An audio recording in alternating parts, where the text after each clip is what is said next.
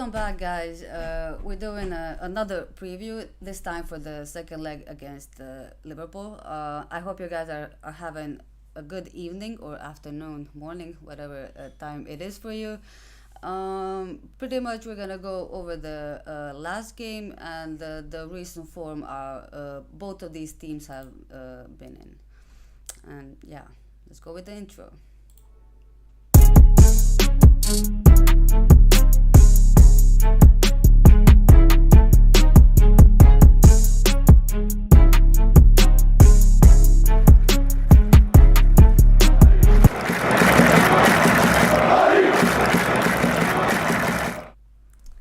Welcome back, guys. Farouk, how are you feeling today? How's your day been? Yeah, it's been a very positive week so far. It's Monday, Tuesday, so yeah, I'm feeling quite energetic. So let's see how it goes. Yeah, same for me. Um, for tomorrow's game, I'm feeling pretty nervous. To be quite honest with you, I'm feeling pretty good today, but tomorrow I know I'm gonna be really really nervous. Even though we are 3 goals ahead, and that is normal for every team, I guess. But this team seems to be giving us heart attacks this season, and even the last one. Let's be honest. But yeah, Farouk, what is your first talking point today? I would say I'm a bit more relaxed, honestly. Like I would say I'm not too what would be like too on edge, about this game because I just feel like even though we are not in the best of situations right now, I mean whatever we are in, Liverpool is just two levels below us, honestly.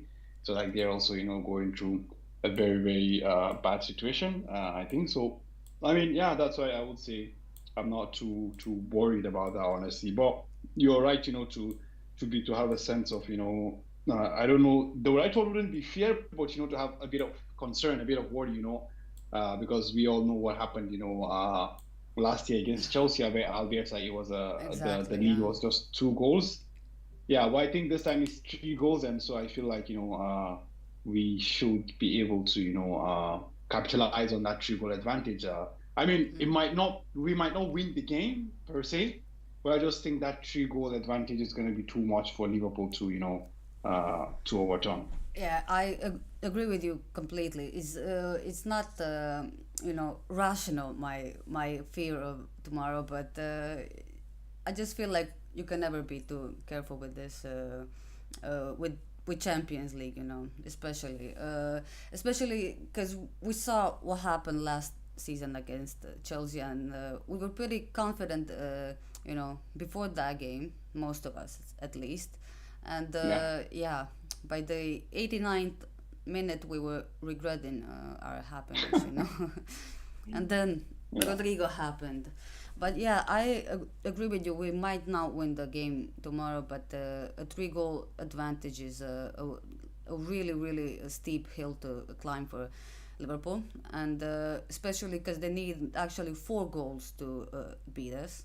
Three is yeah, just to yeah, equalize with us. And it's really tough to, say that we won't score at least 1 goal if they score four, and it is a relief, I guess, but still, I always feel nervous before any game. And I was just talking to my friend today when I was having a coffee, how nervous I am, and he helps me get through those feelings every time before a Champions yeah. League game.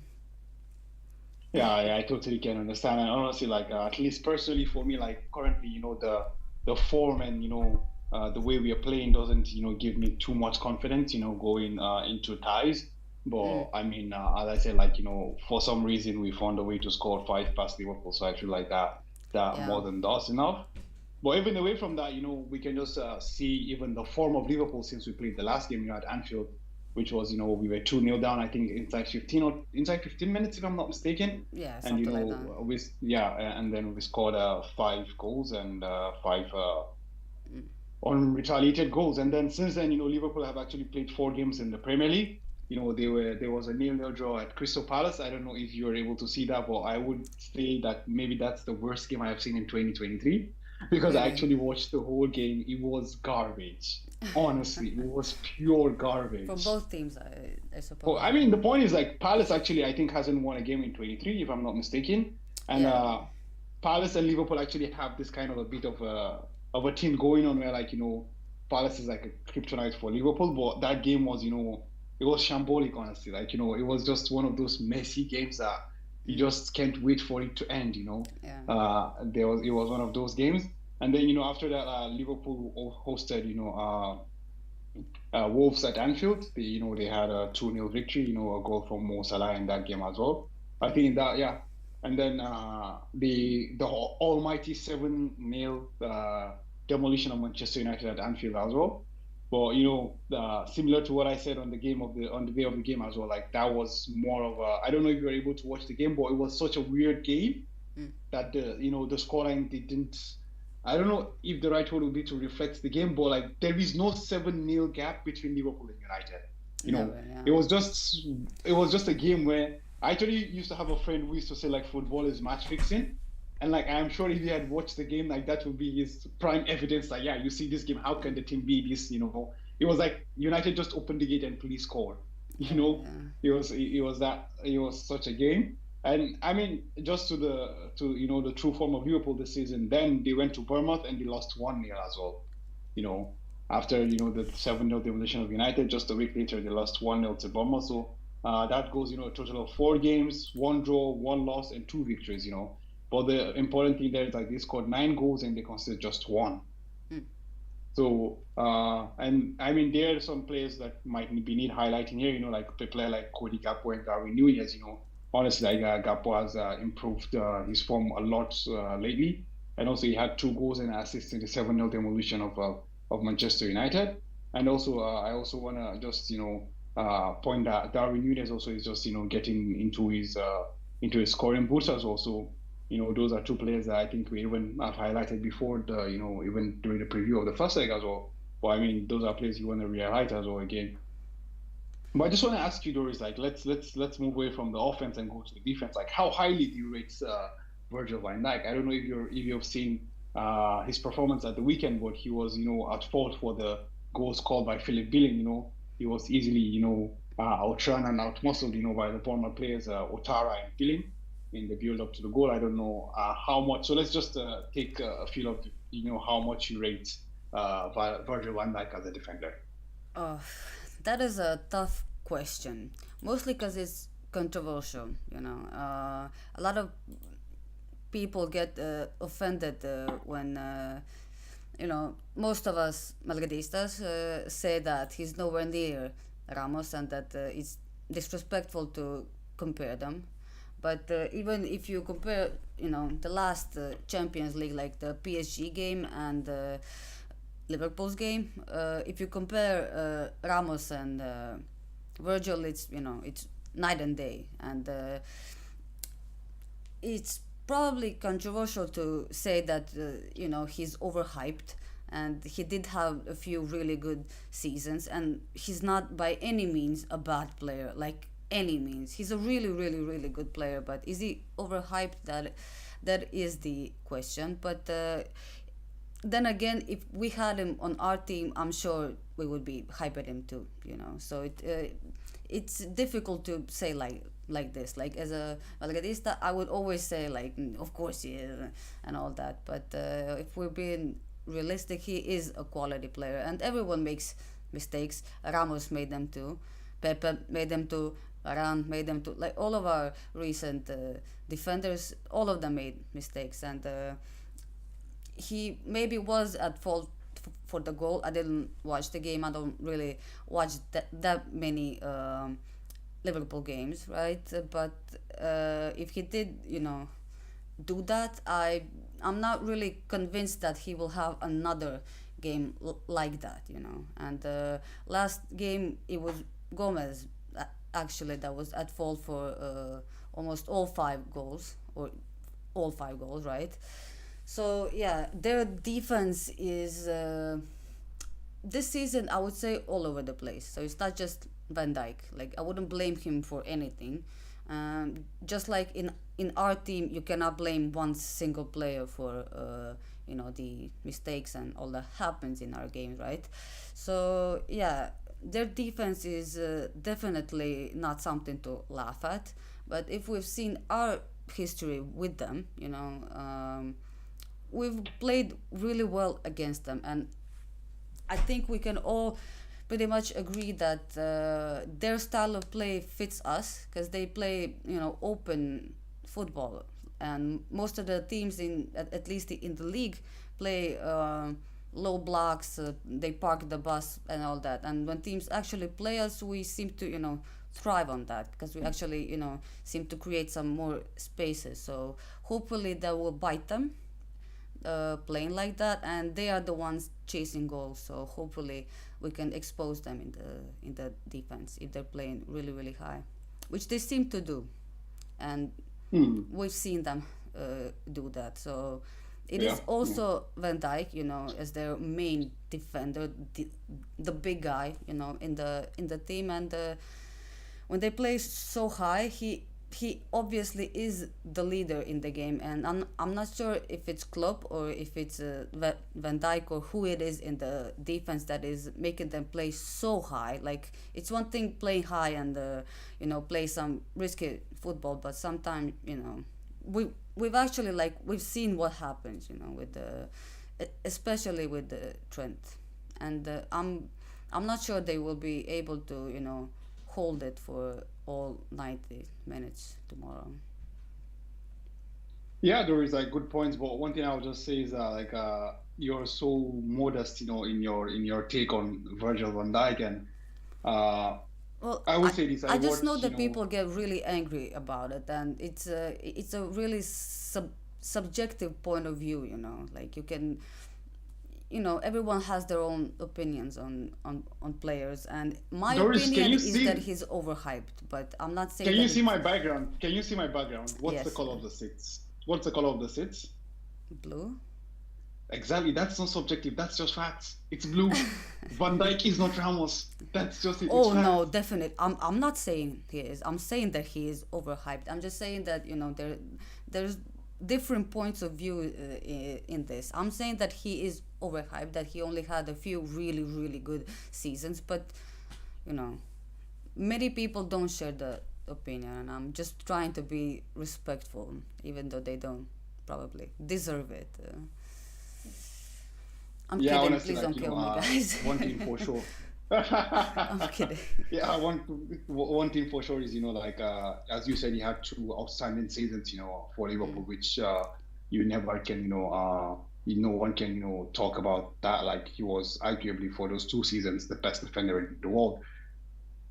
But the point is, being the best defender in the world doesn't come, into comparison, being arguably one of the best defenders that, ever played football in the history. I mean, Ramos is Maldini, Baresi-esque, Cannavaro-esque level defender, honestly, Yeah. The point is, we as Madristas, like maybe we don't understand the exact, value. There's this saying that, you don't know the value of what you have, you have a diamond, but you don't understand, the value of the diamond you have.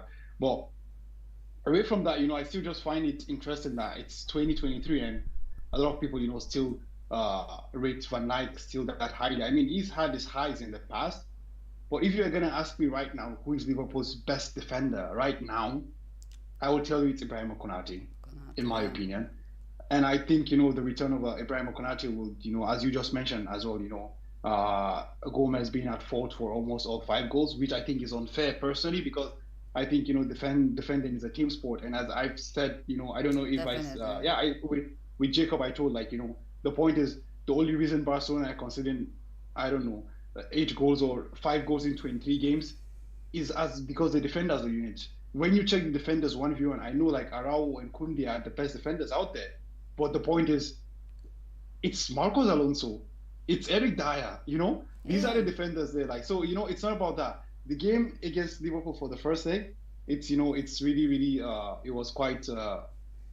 I think it was quite shambolic defending on all sides, honestly. And Joe Gomez was just But Joe Gomez was just, out of it, honestly. But one thing I want to say here is that I would like to pinpoint the fact that, we mentioned about Joe Gomez and also, Trent being so high up on the pitch.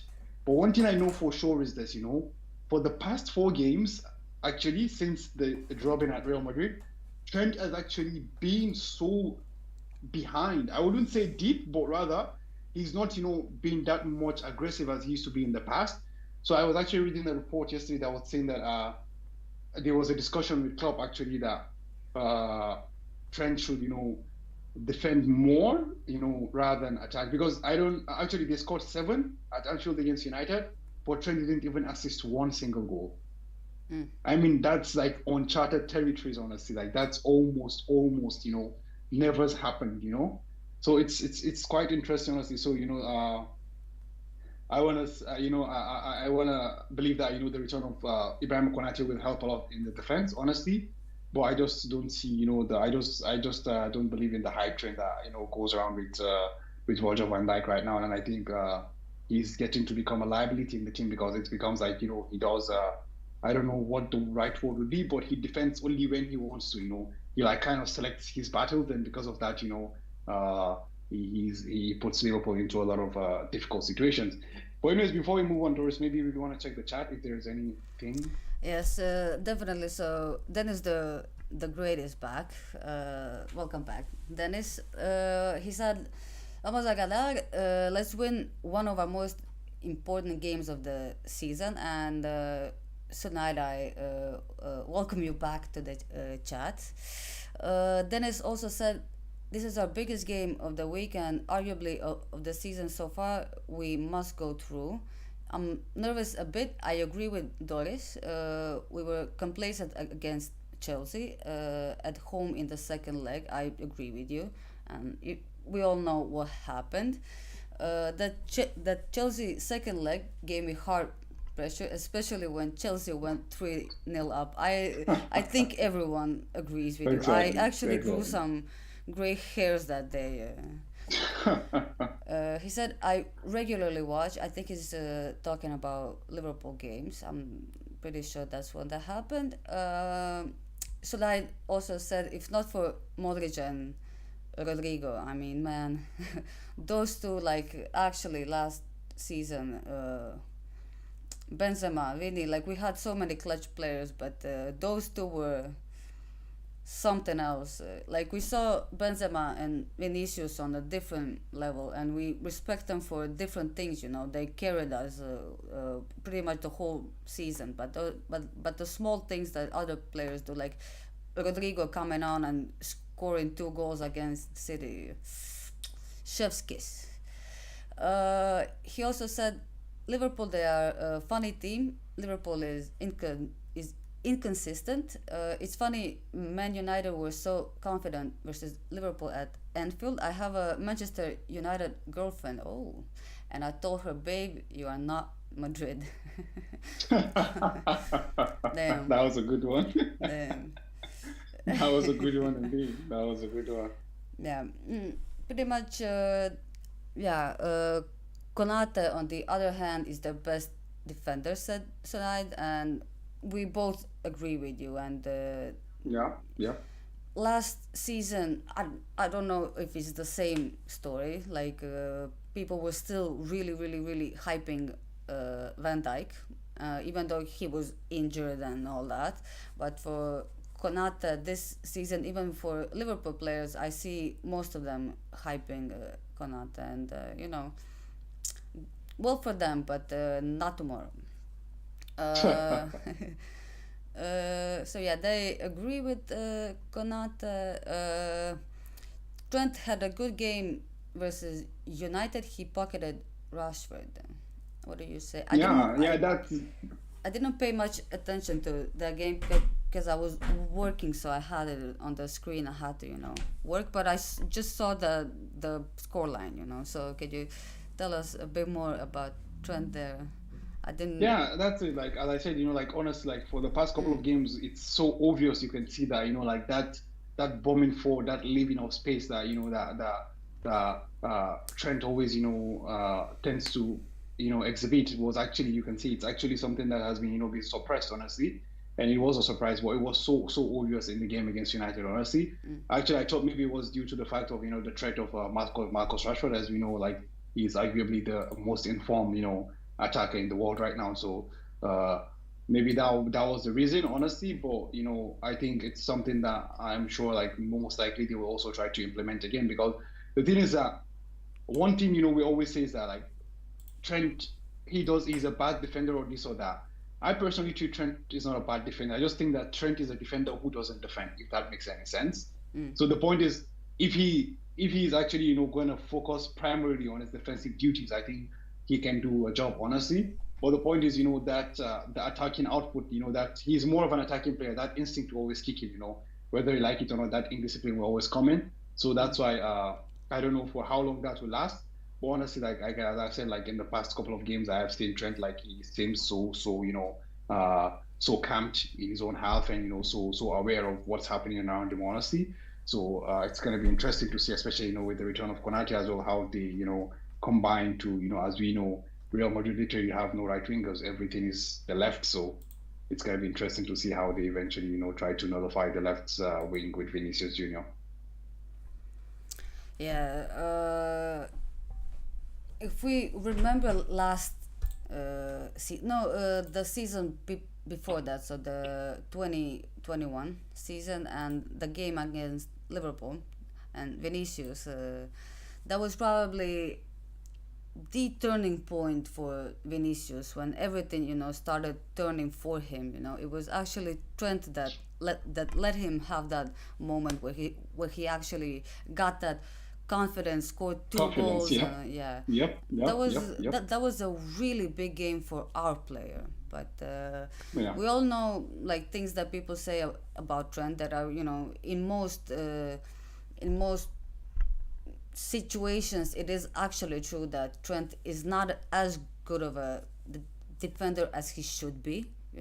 And Scousers are usually mad when people say that he's not a good defender. Like, a lot of them would, actually everyone would say that from the Liverpool side, and everyone I've talked to, they say that that Trent is underrated with his defending. And then you have Vinicius, that every time he plays against him, he has breakfast, lunch, and dinner with him.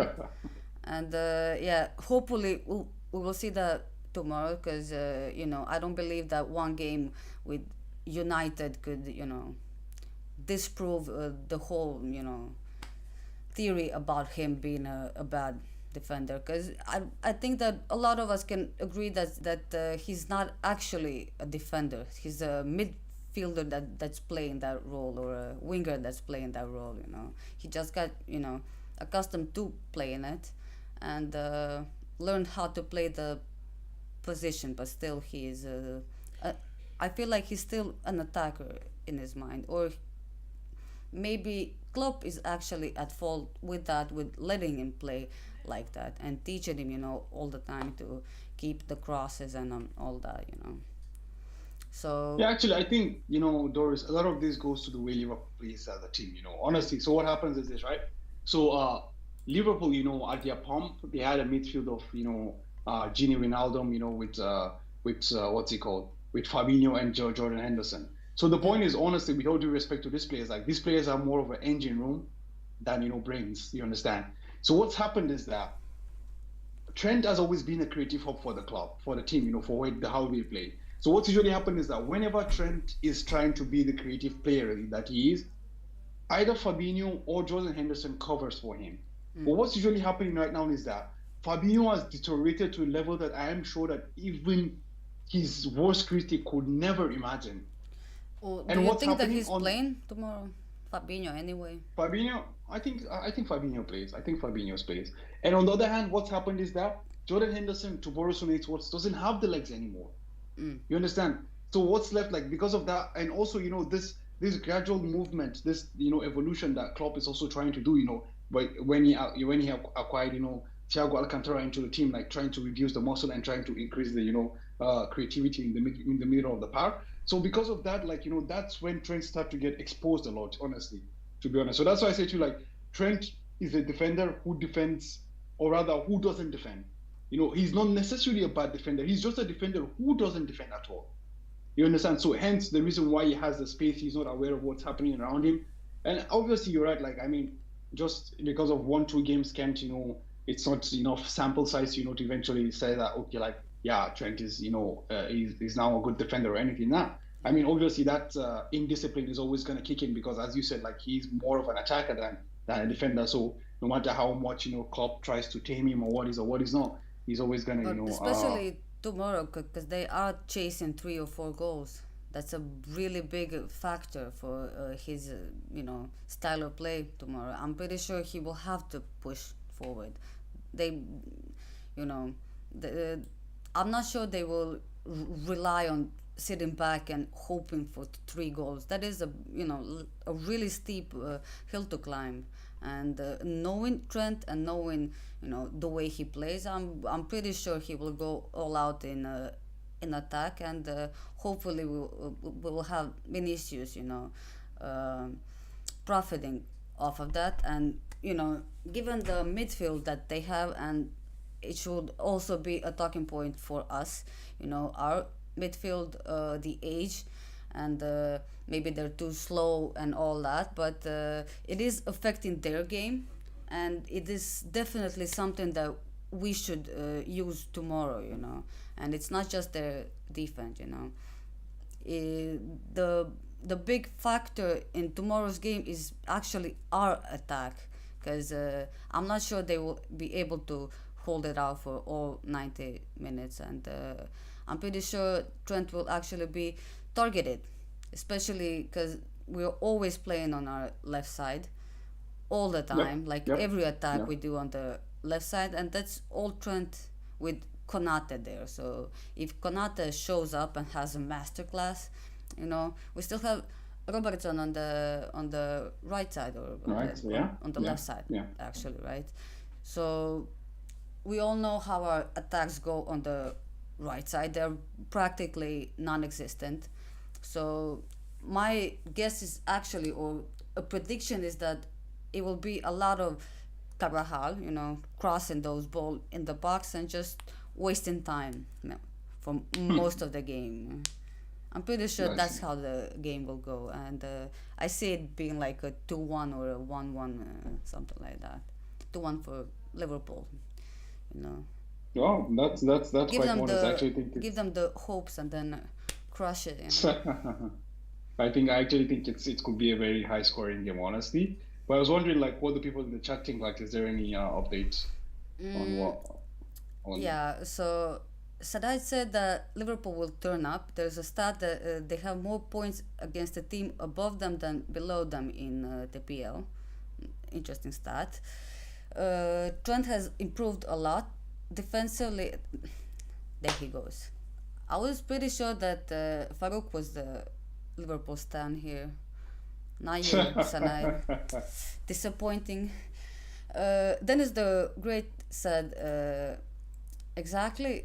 Doris Vinny will give him problems. He's better than Rashford. Apparently, best player in Europe, according to some United fans. Rashford, ha ha ha. Emojis.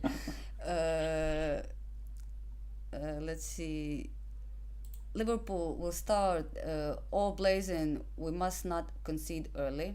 And, given our form and the way our games have been going this season, we it wouldn't be the first time that we concede so early. Like, we've done that so many times this season. It's actually kind of embarrassing, And it seems like for the Actually, first 20 minutes we have no focus, no game plan. We just, shoot the ball and then get into the game, and that's not good enough for Champions League and playing against Liverpool. What were you gonna say? I actually, I was gonna say I disagree with Dennis the Great. Like, I actually think it's gonna be very similar to what happened at Anfield. It's gonna be,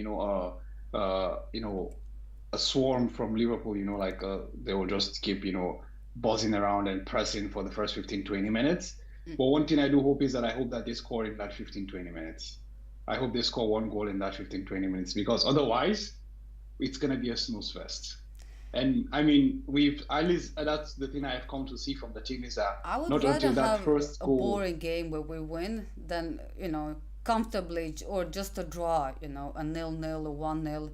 A boring game like that than, growing gray hairs again. I don't need I that mean, anymore. what I'm saying, I'm not saying I want them to concede three, four goals, at the beginning. What I'm saying is that we need to get a hold of this game. And the way we can get a hold of this game is if, we wake up early. And how can we wake up early, concede one goal, and you start to play? You understand? I do Same believe as that we will always, to right? score. You understand? Same as always.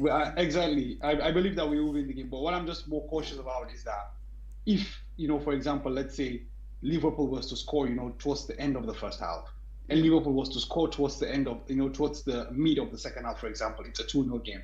mm. We're just going to sit back. It's a wall of nine players, and that way we just have to keep taking the pressure, and anything can happen. They can eventually score a goal. Who knows? Who knows, man? Well, So that's the thing. Like, it's not about, it's not about eventually, because I'm just weighing the permutation and combination here. The point is, if we have to wait and they score towards the end of the first half mm, and they have a goal in the second half, it's gonna be for sure that negative mentality of let's defend the lead we have, and it's just gonna be a wall of nine players, and it's just gonna be bombardment upon bombardment upon bombardment. And I mean, I've said this over and over again. We have no other outlet other than playing the ball over to Vinicius Junior, and that's all. And they're gonna. I mean, have you seen what Upamecano did to Mbappe? I think they're gonna do that with Vinicius Junior and what's he called and Konati. They're just gonna be like, whatever happens to this guy, just go with him. Left, right, middle, center. He goes to eat. He goes to the toilet. Whatever he does, just go with him. And the point is, we've seen how huge, Konate is compared to Vinicius Junior. He's just gonna keep out mostly him, those silly fouls and what is not. But yeah, man. And I really, and especially, how much wind up, it's easy to, wind up Vini with just one, two shots and all that. It could be a very, very interesting thing. But honestly, like, against from what, you know, Dennis the Great said, I would still feel comfortable, if, I mean, as long as we're not conceding two, three goals like we did against Chelsea all at once, or, conceding one in the first 15, 20 minutes, I'm still cool with that. yeah, well, Salah said I can bet a fiver we concede early, and I don't think the what do you say, the coefficient would be too high on that. to, Exactly. to be quite honest with you, he also said people also forget Liverpool's daddy is back tomorrow too. Who's their daddy? Vinicius? Benzema, maybe? I'm not sure. I think Dennis said, I think we win 3-1. They will score a equalizer, then we get two quick goals at the end. That's your prediction. We'll see you tomorrow, Dennis, if that is true. The football purist Farouk. I wonder who said that, right? Dennis Exactly. said, I agree, Doris. I don't mind a boring draw. We go through and move on. Exactly. I don't need another heart attack like against Chelsea. And Champions League is never easy, ever. Yep, yep, yep. And it would just be nice, like we are not in the best form right now, and we have to be honest with that. Like our recent few games have not been good, and we've lost quite a few games. We've lost points, so I'm not that confident, that we will be incredible and dominate them and all that. But I'm just hoping for a chill game, just for us to win and go through, and we move on. Yep, Um, yep, yep. Konate can effectively nullify Vini, I agree, said Sanaid. We really need to talk about Nunez. He's what scares me the most.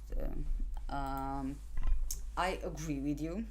And last game, he seemed to be on fire in the first, I guess, 30 minutes. The first goal was actually, come on, it was really, really, really good. It was kind of sexy actually. That little heel over, his Yeah. leg, it was really, really nice. So yeah, I hope that he doesn't have, a really good game tomorrow. But knowing him and this season that he's having, he hasn't been, having the greatest season. Just coming to Liverpool, and I'm not sure, most people are very satisfied with him, but he did have a couple good performances this season, but most of the time is, Liverpool hasn't been having great games, and he wasn't, that kind of player, that would dig the entire team out of the grave, like some other players would. And I guess what Salah used to be. And Salah is also, one big factor tomorrow. He absolutely despises us, and he wants that revenge. And yeah, it will be the greatest thing, knocking him out again. And no hate towards Salah. Like, the game's the game, and it's actually, kind of entertaining, and it's actually kind of funny when it happens every time. But yeah, Sanai was actually talking about Benzema, not Yeah. Vinicius. Okay. He's Okay. Actually, about the whole their Darwin daddy. Nunez thing, actually, there's this thing is Nunez actually is having quite, as I said, I've always said, it's like he's quite of an enigma, honestly. You don't know what he's going to give or take away. For example, he has 14 goals in all competitions, maybe 14 or 15. I'm not sure what the exact number is. Mm. But I know he has about 15 goals in all competitions, this year so far. And that's a very good number, actually. That's a really good number, for it's his first season in Liverpool. But the thing is that when you watch the games, like there are some games where like Nunez is just a headless chicken. Okay, one thing you will always guess from Nunez is that he's an agent of chaos. There's no doubt about that. Sanai He's just always gonna. said that, yeah. Chaos is his He's a, element, and Rudiger will meet his match. I agree. We I mean, we also have uh, a chaotic player, but are you sure that he will be playing tomorrow? Like, we are not even sure that he will be playing unless the squad list is already out, which I doubt it is, or the lineup. But yeah, Rudiger can have an off night. I'm pretty sure we're playing Nacho and Militao. At least I'm hoping we are. Like, that would be my lineup at least. Actually, I yeah. think What do you say, I think Farouk? I Who? think if Rudiger is here, Rudiger plays. But honestly, as you said, I will also choose to play Nacho Militao, honestly, because I just feel like Rudiger's chaos hasn't been in the positive sense for us so far Mm. so good, honestly. So I will still choose to prefer that. But the point now become how much fit is for Mendy. I think that will be the more important question there because I think what's gonna happen is that they're gonna play what's it called Nacho as a fullback if Mendy is not fully fit. But I don't know what it Mm. looks like because it's a home game. If it was away, I would say okay then for sure Mendy is fit if he's traveling. But because it's a home game, I'm not too sold on the fact that he's in the squad. So that does not necessarily mean he's gonna start. And also already considering the fact that it's already it's a three goal you have a three goal up so you might just want to start with Nacho and eventually towards the end of the second half you want to bring on Mendy to solidify the position and your goals and what is not. But yeah, I mean I will also choose a back pair of that. But as I said I mean, it's if Alaba was here for sure that would have been a whole different ball game. But it's I mean, right I'm now not sure we really need chaos tomorrow. That's kind of the opposite of what we need. And Nacho has always been, called the pessimistic one and a pessimistic, defender player and all that. And that is what we're gonna need tomorrow. Like, we know what Militao does. He likes to use his speed mostly. He likes to take on players like that, and it's nice to have Nacho, to stabilize that defense a little bit. But come with Mendy coming back, it's definitely gonna be an interesting, chemistry in the team. Mendy hasn't been playing for a long, long time now, and he is coming back for a Champions League game, for a knockout Champions League game, which is a pretty big deal. So I would hope that we have, some balance tomorrow with the Nacho there and not Rudiger. And Yeah. also having Carvajal there, we're gonna Ex need ex Nacho. And exactly. he's That's what I been was in gonna say. You know, like incredible form lately. He deserves to play more, in my opinion, more than Rudiger.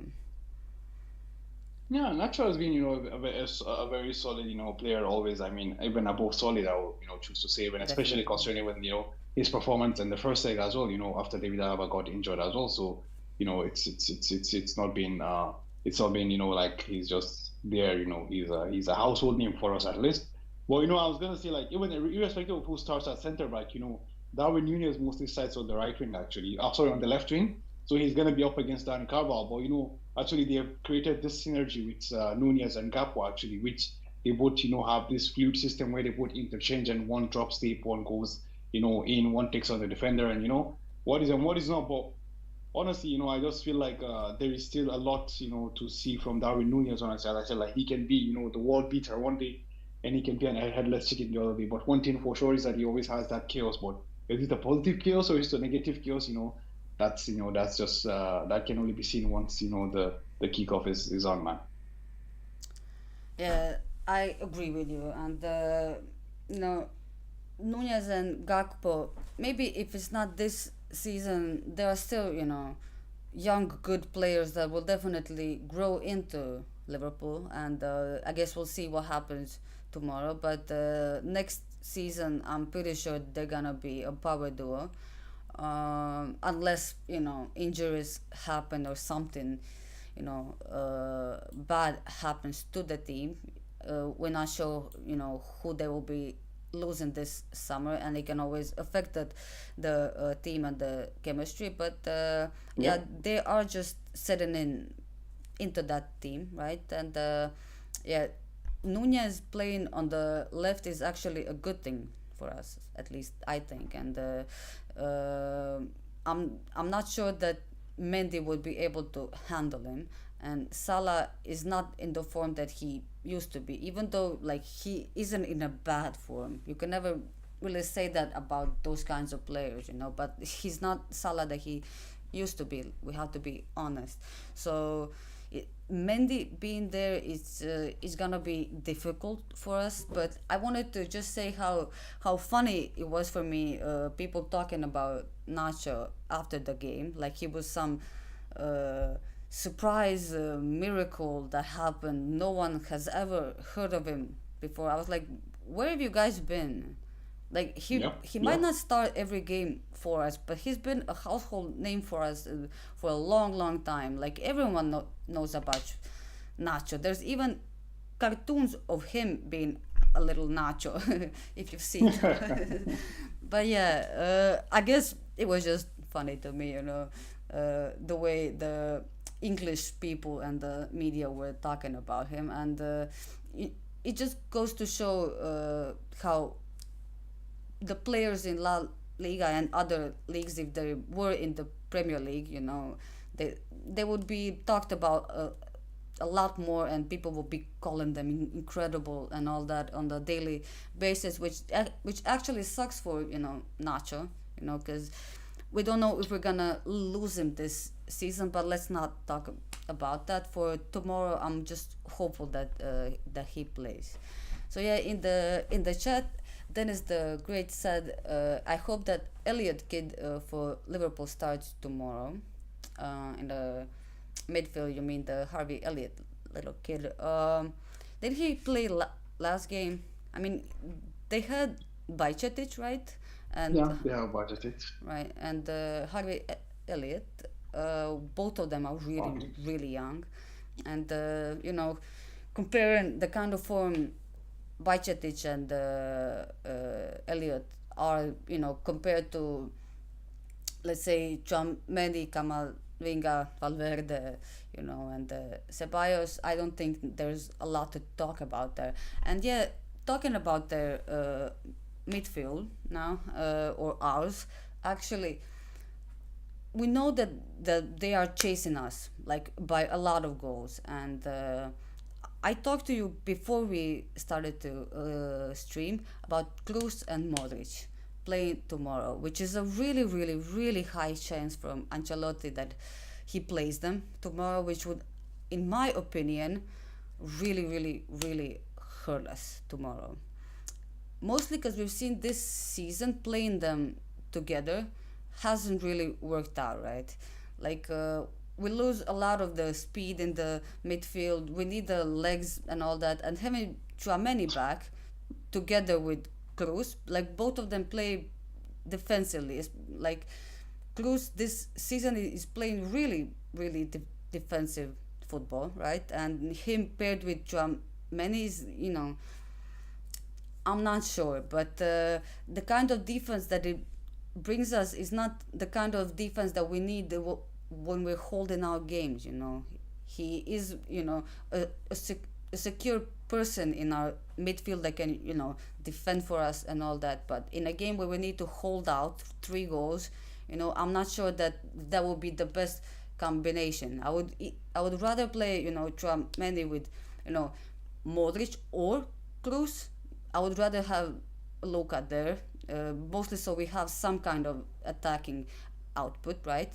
And probably Ceballos.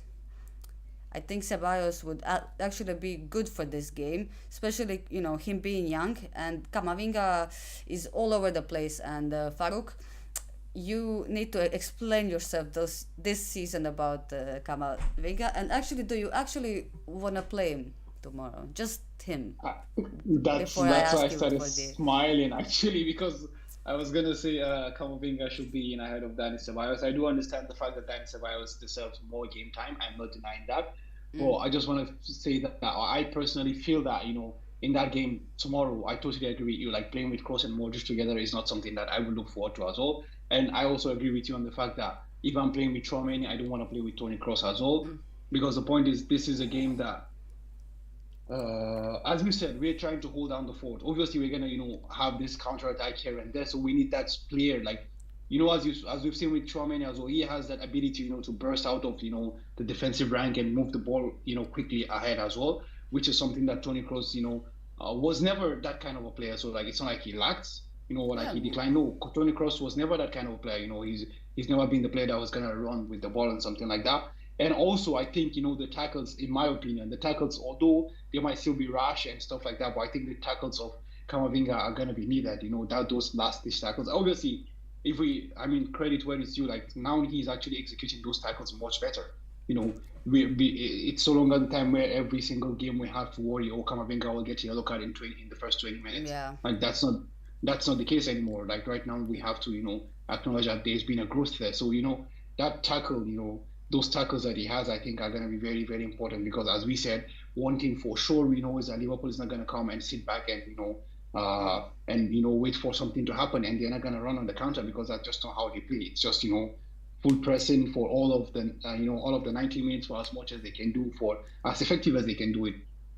So yeah. I totally will say that I personally wouldn't start with Dani Ceballos because I think Dani Ceballos can bring that guile in the second half when Liverpool are tired of, when the press will become weaker. So, I think Dani Ceballos is one of, the most skillful players we have in the team. So he will have that, that neat and that, skill, that silky skills, to evade the press and, eventually release either Benzema or Vini or Rodrigo or Asensio, whoever it is, on the break. So I personally think, for the first 45, 50 minutes, I think, Camavinga should be able to do a job. Yeah, I agree with you on everything you said. But I was just thinking, this season, every time you gave Kamavinga some game time, he just came back better.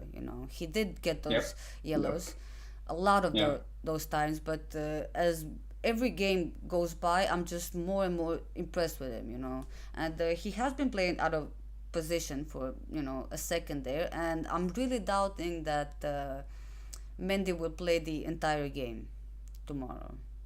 So that That's is true. That's also true. an element in this because Kamavinga at some point will go to switch with Mendy. So, you know, I'm not sure if Mendy will go out in the first 20 minutes because that's also a possibility. It A is his possibility, yeah. first game.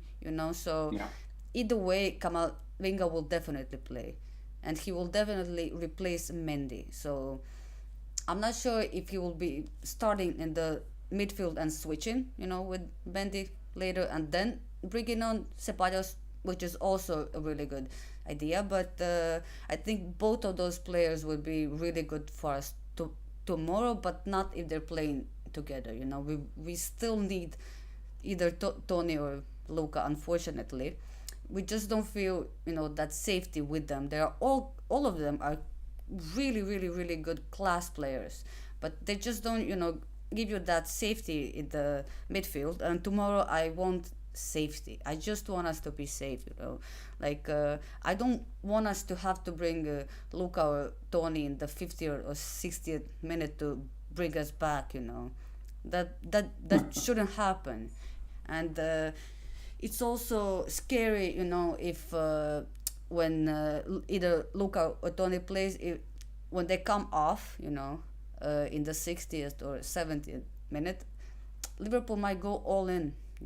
Then there also might be their strategy, because a fresh head will be going in, either Kamavinga or Ceballos, and they could take advantage of that. Yeah, yeah, It is that's true. a really big thing. Just coming on instead of playing the entire game, and I just hope that it doesn't affect us too much. But yeah, both of them deserve to play tomorrow, and I would be happy with either. To be honest, both of them are really good. So yeah, in the chat, Sana said Rudiger can have an off night. That's if he plays tonight. That's if he plays. I That think he is. plays though. I do think he plays, honestly. I think he plays. We don't have that much, Mm, room for maneuvering there, so I think he plays, honestly. I mean, also it depends I'm. on what happens with Ferland Mendy as well. That I think also will have a bearing. But I think Nacho will not start the game. I think Nacho will be more of a replacement for Ferland Mendy or something like that. I don't know. That would But just for suck CB, for I'm not too sure. Nacho. That would just suck for Nacho. He doesn't deserve that, in my opinion. But it is also an option playing both or all of them. When Mendy comes off, having Nacho Yeah, there and yeah, not Kamavinga. So that's also something that we yeah. could do. Dennis said revenge. Only hate towards Salah, man so overrated. That's a Sadaid. Don't get angry, Farouk. I know that is your club, but please don't get too heated over this. That is said, I hate Salah, bro. Things we are Man United, we always get into the guy's head. Yeah, that's funny. I mean, we saw last season. Enough said. People wax lyrical about Salah like man's titi. I'll tell you, he's a slightly better version of Mark Overmars slash Pedro. uh, and about Elliot, I don't think Klopp makes the same mistake twice. A much more experienced midfield tomorrow from them. Um, yeah, I mean they are the ones chasing the game, so they had to be smart with what they do, and I'm pretty sure they won't play Elliot and Bajcetic at the same times, unless they really really need to, or it's late game and someone is injured, or Fernandinho or Henderson is out, right? Thank the Lord Mendy ain't playing. I don't want to speak about him. Mendy is playing tomorrow. I don't know if you've heard. Uh, Dennis, Mendy slander again. Stop. Another Daniel is no. It's That was Dennis and this is Daniel. I'm sorry. Daniel in the chat said, "Buenas tardes, guys." That is the great said. Farouk and Doris, what are you guys line up tomorrow? Yeah, we're pretty much going over that right now. Like for the defense, I'm pretty sure it's Carvajal, Militao, either Nacho or Mendy, or either Nacho or Rudiger and Mendy. And later in the game, I'm pretty sure either Kamavinga or Nacho will, step in for Mendy Sure, because man. Yeah. there's a really low chance that he plays all 90 minutes. Uh, Daniel said, "We certainly don't have to underestimate Liverpool team tomorrow. Let come out smoking at the Bernabeu." Uh, Nacho has always been our key player. He was one of our key players when we won La Liga in 2017. Exactly, he's always been, one of our how would you say that, engines in the game. Yeah. Yeah. He's always there whenever you need him, never complained, never said anything. And we said like this summer there's a big chance that he leaves. We all hope that he doesn't, but he would deserve it for everything that he's done at this club, and he's already a legend in my book. He can do whatever he wants, and he is definitely one of my favorite players, and I think Sanaj too. Nacho is just the goat, in our team. He definitely is. Yeah, for Uh, sure. Daniel said, "Not gonna lie, guys. Nacho is one of the most underrated defenders in the football world, in my opinion. 1000%. And if you saw like last game and what the English media was saying, it was laughable, man. Like you just saw his name. I don't know if that was the first time they ever saw him in a game. I don't know where they've been, but the comments, same as with Casemiro, like just Exactly. Actually, I was gonna just say that you just have to see their reaction to yeah, how Casemiro has played for United, and all of a sudden, like people forget that this guy has actually won 5 Champions League. Then he five has won Champions five League, Champions League and it was as the last season, engine. and it was Exactly, last as the season. engine of the team. He wasn't like on the periphery of the team. No, he was like one of the first names on the team. People have actually forgot. I don't know, like aren't they aware of this, or are they do that's I don't know, man. I just feel like the Brits and the Americans are just so self-entitled that they believe that the world rotates around them, and anything outside of that is just not worth it. And Because when the they see Premier something, it's League like, is the best league in the world, and everything we've heard all the I time, mean, fine, I can agree with all that, but like United are like, oh, Ten Hag discovered Casemiro. Like, what is he discovering? Where? How? But why would that, the, diminish the other things and other players, that are doing better than them, winning Champions Leagues, winning their leagues and stuff like that? Like, I don't feel like that is a fair argument of it being more competitive or a better league or whatever you want to call it. It's just the English media being, I mean, that's the thing. That's self-absorbed. honestly when you look at even the players. Like, I mean, we can name 10, 15, 20 players. Like, I mean, even Michu went to the English Premier League and tore it up. Michu from Rayo Vallecano. We don't even want to talk about the David Silvas, the Yaya Toures, the Santi Cazorlas. We don't even want to talk about those players. Even Haaland was coming from Bundesliga, which is a farmers league, and you can see how much he's turned up the league and what is and what is not. So that's the thing. Like, it's not just it's like they all come and claim, oh, this is that, this is that, this is that. We have more instances of players not making it. I mean, do you want to talk about Eden Hazard? Do you want to talk about what's it called, the Phil Coutinho's? There are lots of names that have actually left the Premier League and they haven't made it, which are actually big names. Yeah. And then lesser in the other way around. Because we look at it, even the likes of Alvaro Negredo, what's he called? Uh, Jesus Navas, they've all gone there and won Premier League titles and performed on Premier League winning teams. Yeah. It's not rocket science, but always it's just they always just downplay whatever is not in their league, and whenever a player switch over, they're just like, oh, we unearthed a gem, and this is a player that has so much history before even he moved to the Premier League. But I guess that's the thing, man. It's just a bias, it's the bias of the media, unfortunately. Like, and we're only exposed to at least for me, I'm exposed to just English language media, so I just have to keep eating the shit they feed me. Exactly, man. And especially when you get big players from other top leagues, playing for big clubs, you have expectations, and those are the kind of players that have been playing most of their life, or in their prime time when they before they got signed for that Premier League team. They've been conditioned to playing against all defenders defending against them. Like that's not their first time being in that position. Like every game is competitive to them because they are Exactly. that Yeah, guy, exactly. the main guy. I don't Yep. see like what like what that even means. Like for Real Madrid, every game we play, every team gives everything they have against us, defending, attacking, whatever they want to do. Like most teams actually, sit back and that. But when you play against us, it's a big deal,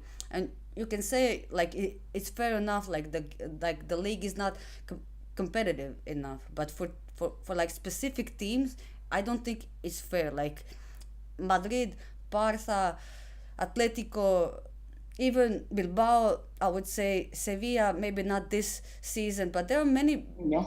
top teams in La Liga. Maybe they're not winning, the Champions League every season or ever. It happens. Not gonna talk about it, but yeah, like those are still like top clubs. Like, what are you talking about? Like for Nacho and Casemiro. I think you have to be like actually like mentally challenged to not see Casemiro before. How can you call him the best defensive midfielder this season? Like only this season. Who was it? Who was it before Exactly. him? Like name Exactly. me a Who was player. that? Like maybe like Kante had a really good a few seasons. There have been like a few players, but consistently over like 10 years, Yep. it's been Yep. Yep. Casemiro. And you Yep. can argue Busquets and all that, but that's still La Liga, baby. That's still La Liga and not the Premier League. Thank you. Welcome to Doris' State Talk. Yes, welcome to my TED Talk. But actually, it makes a lot of sense. And actually, when you were just talking about what's happening, that also just brought to my mind. Like it's not just even in the UEFA Champions League as well. We've seen in the Europa League. Let's not even forget, with all the money that these guys have gathered and have made. I mean, Villarreal defeated United in the Europa League just recently, and I think even on the way to Look the at to last the year, final. Villarreal and Bayern and all that happened. Exactly, They were so exactly. So close. It was so close. I mean, I'm not saying that that Spanish teams are dominating anything. Let's yeah, be yeah, honest, they are not. But just saying that the players, like specific players, are not good enough because they're not playing in the Premier League. Baby, wake up, because those same players are the star players in our league, and everyone is playing against them. Look at exactly. everyone that's playing in La Liga, like the top players. All of them are targeted, and in the Premier League, your target teams, like everyone is scary or whatever. Like Benzema, Vinicius, even Dembele, Pedri, Gavi, all of our top players in La Liga, you all know about them. And when you play against them, you target them. So what are you talking about of them not being good? If they're not good enough, why are you targeting them and marking them and having three Exactly, players exactly, mark them? exactly, I mean, exactly. where's the logic Honestly, in that? I do think the thing is this. Honestly, like the Premier League, it's also like this. You understand? Like there is like, for example, when I give you like a chocolate bear without any wrapper, it's not that enticing because you're feeling like, oh, it might be dirty, it might be this. But then when I put a Mars in a Mars bar, seal it well with all the all the fashion and all everything, it looks so presentable. So I think that's what we've lacked, in the Spanish La Liga. Like we're not able to market, especially when Spain had the era of the MSNs, the BBCs, like Spain wasn't able to market that product that it had. For example, the Premier League is selling. I mean, the thing is this: you can see, for example, teams like Leeds, teams like how should I say, teams like Forest. Okay, let's not say West Ham and Everton because like they're big teams, but like teams like Brighton, all these people, they created. I mean, if you watch like the CBS and NBCS or whatever it is that delivers the games in the US, like you see like there's a huge support for these teams, even in the US. Like they have made a market. They have made, I actually do know someone who is a Bolton fan, you know. And like he's never been to England. He wasn't even born in England. So it's like how should I say, like they sell the product so phenomenally well, honestly, that it's how can I say, it's just something that becomes so worldwide spread. You understand? This is where the other leagues have actually lacked in behind.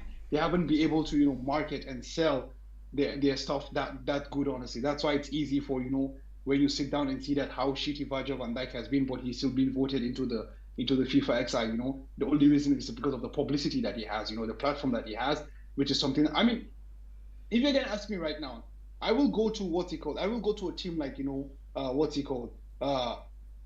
Sociedad. Look at the player like Martin Zubimendi, and I can guarantee you that there are very few defensive midfielders better than Zubimendi in the Premier League. But if someone is gonna buy Zubimendi in the Premier League now, it's gonna be West Ham or Everton. You understand? It's gonna be a shitty mid-table team. You understand? You think? And then after that, they'll be like, oh, they unearthed a new gem in Zubimendi when Zubimendi has already been balling in La Liga as well. But that's the thing, Doris. Like, it's not about I think. The point is, this is what happens. Brighton has the money, Everton has the money, West Ham has the money. That's just it. They all have this money to buy these players. That's the thing. That otherwise, like, I mean, let's look at like what's his name? The guy at Newcastle, Bruno Guimaraes, for example. Bruno Guimaraes went from Lyon to Newcastle. Can you imagine? Lucas Paqueta went from Lyon to West Ham United. Can you imagine? Does that even make sense? No, it doesn't. So that's the thing, honestly. So it's just all about this. But anyways, Doris, like enough about the EPL people. Let's get back to our business. Let's get back to business. So let's go to our lineups. We started with the defense actually. So let's not bore the people too much with too much ranting because this is something that will never end. Yeah. So yeah, what about the midfield, Doris? What do you think? We actually were discussing earlier about the lack of. I also agree with you about Tchouaméni starting this game 100%. Yeah, definitely. 150%. He hasn't been in the best of form, honestly. I wouldn't deny that. Like I have also given him some stick, but I feel like I feel it's a game that it's primed for him, a game that is made for him, a game that will allow his qualities to shine. I want to believe so. So I think also he's been due a very good performance. So I hope that comes tomorrow. But the question now becomes who partners him. I think we both agreed on Luka Modric, I guess. Yeah. But the question now becomes the third midfielder. So the thing is now put in mind that we play a 4-3-3. So it's either we play Fede on the wing or Fede in midfield. And I think we would agree that Fede is going to start in this team. Just the question is where. 1000%. And exactly it's Fede. I mean, he plays every game. Whenever he can play, he's always one of our most valuable players just for his running and just covering everyone, being everywhere, wherever the ball is, he is. So we're just going to need him for that, like, especially.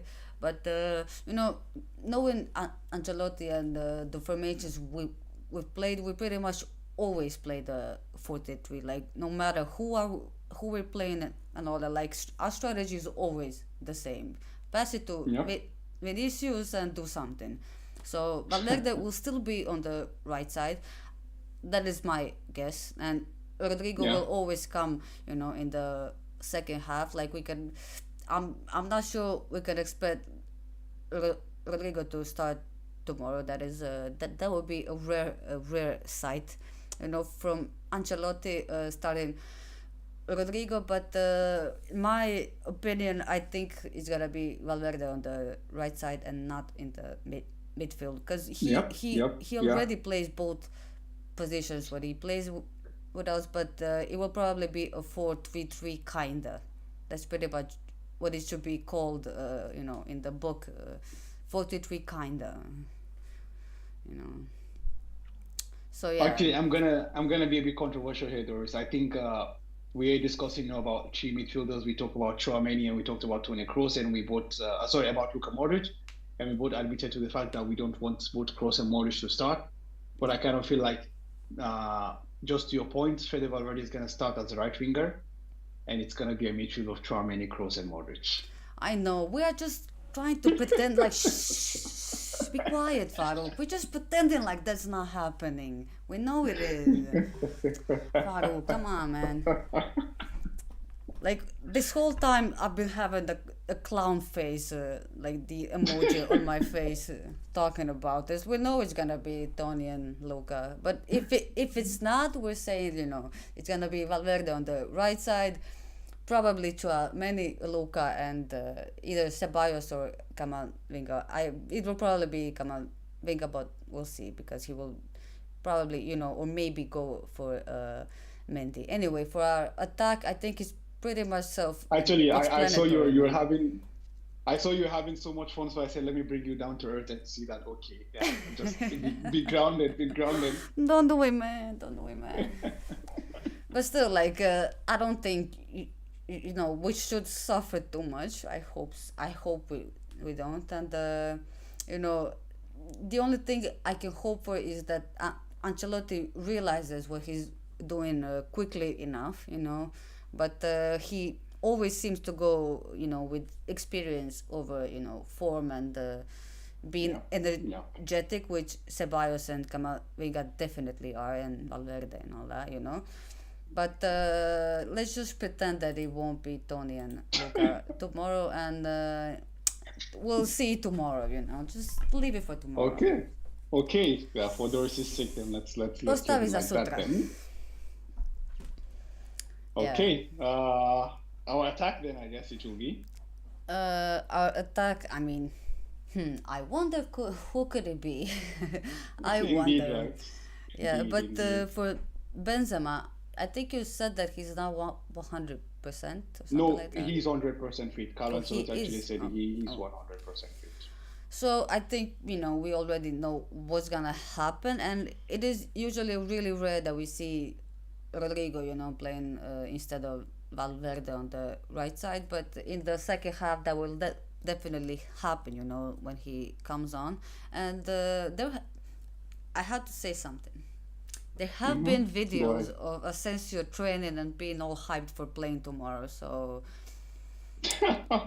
that's also something that could happen. And he did have a good game, the season before that.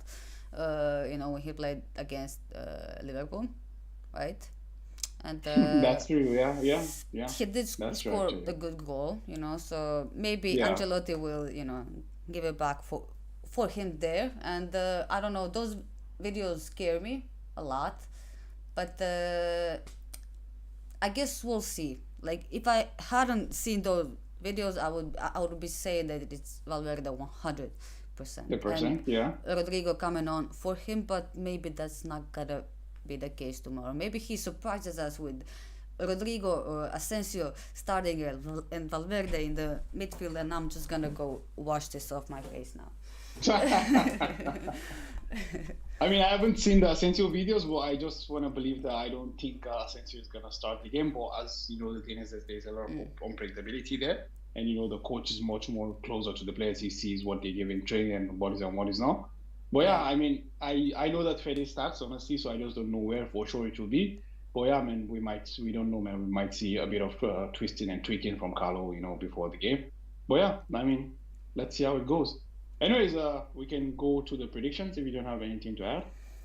Not really. We are nearing the end, guys.